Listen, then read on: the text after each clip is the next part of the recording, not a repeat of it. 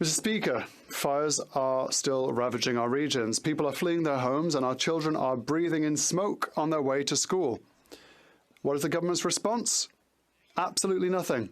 Absolutely nothing. This Prime Minister has promised billions to combat the climate crisis, but we learn that these billions are sitting in government coffers whilst our forests burn. What will it take for this government to finally release these funds so that we can finally at least have one chance of perhaps one day, perhaps winning the fight against the climate emergency? The Honourable Minister for the Environment.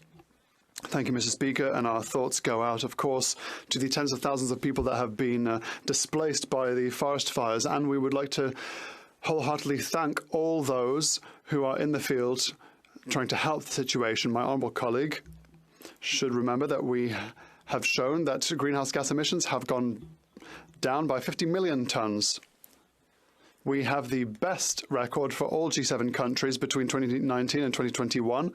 I'd like to remind my honourable colleague that the pandemic was everywhere in the world. So we had the best record despite the pandemic. Thank you, Mr. Speaker. The honourable member for Skeena-Bulkley Valley.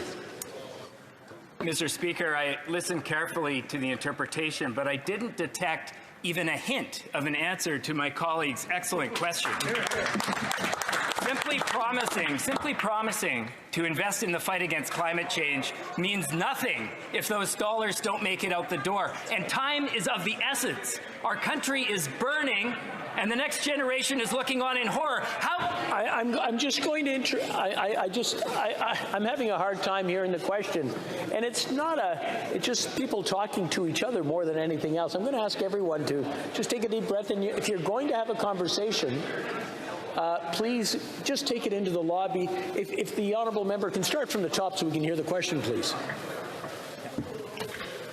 Mr. Speaker, I listened carefully to the interpretation, but I didn't detect even a hint of an answer to my colleague's excellent question. Simply promising to invest in the fight against climate change means nothing if those dollars don't make it out the door.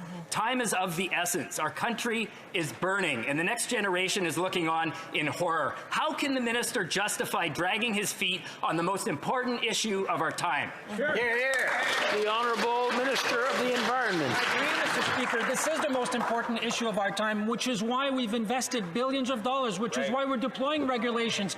Let me talk about the National Adaptation Strategy.